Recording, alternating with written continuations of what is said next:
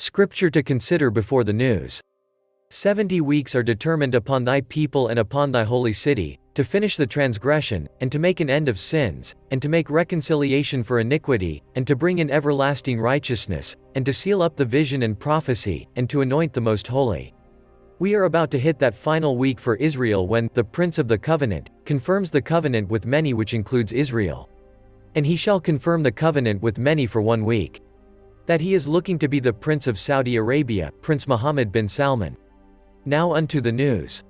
Their countries at crossroads, the new leaders of the United States and Israel have inherited a relationship that is at once imperiled by increasingly partisan domestic political considerations and deeply bound in history and an ingrained recognition that they need each other.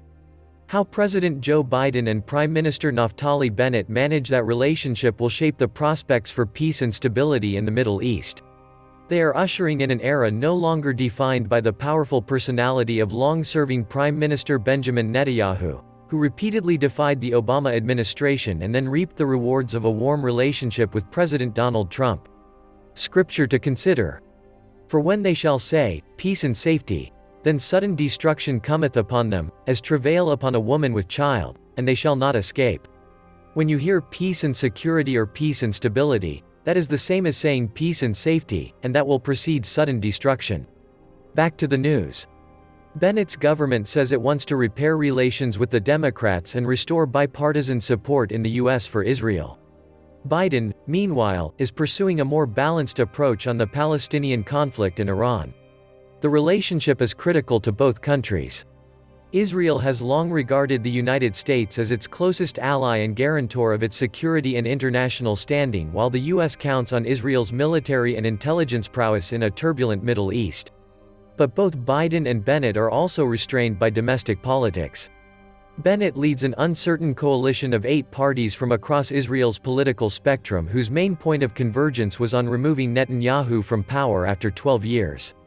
Biden is struggling to bridge a divide in his party where near-uniform support for Israel has eroded and a progressive wing wants the U.S. to do more to end Israel's half-century occupation of lands the Palestinians want for a future state.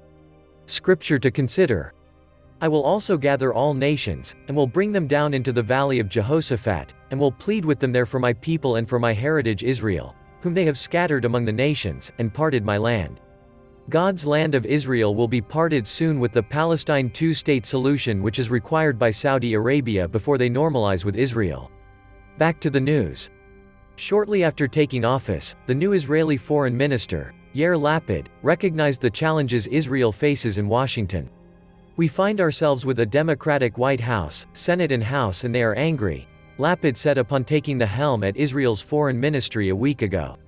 We need to change the way we work with them. A key test will be on Iran. Biden has sought to return to the Iran nuclear deal that President Barack Obama saw as a signature foreign policy achievement. Trump withdrew from the pact to cheers from pro-Israel U.S. lawmakers in Israel.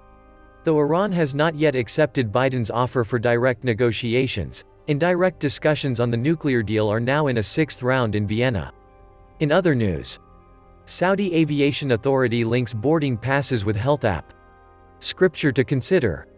And he causeth all, both small and great, rich and poor, free and bond, to receive a mark in their right hand, or in their foreheads, and that no man might buy or sell, save he that had the mark, or the name of the beast, or the number of his name.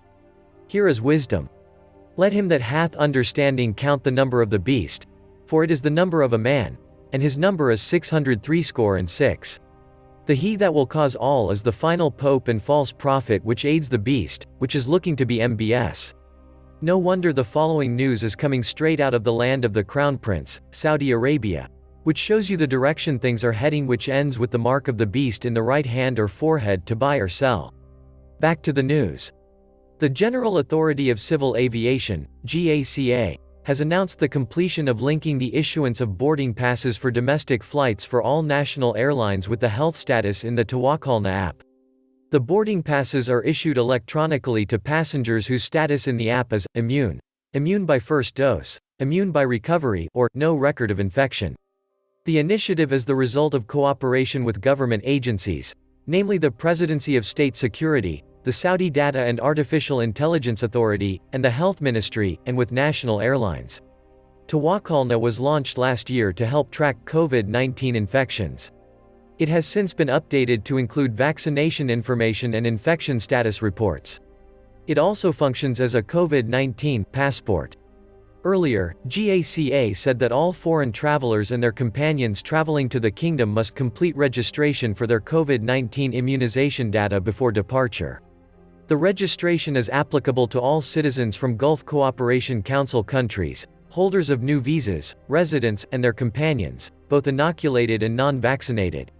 In related news, Pope Francis backs vaccine patents waiver to enable universal access to vaccines.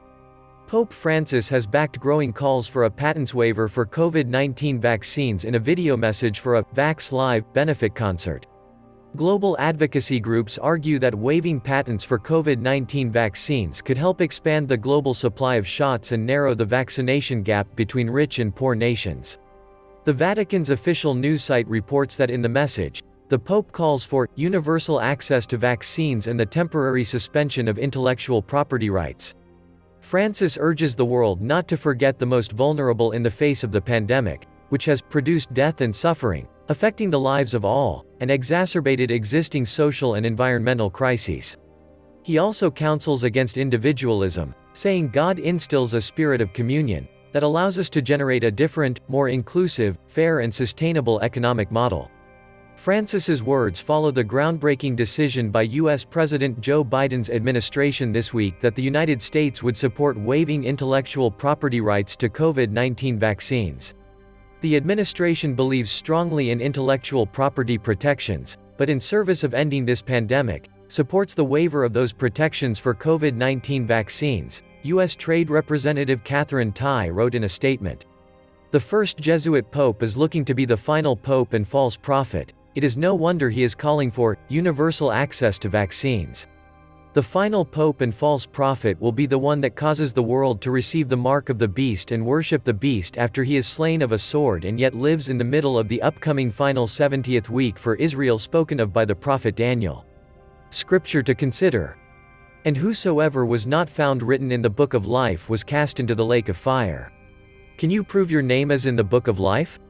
BeingJustified.com can help you while in the land of the living.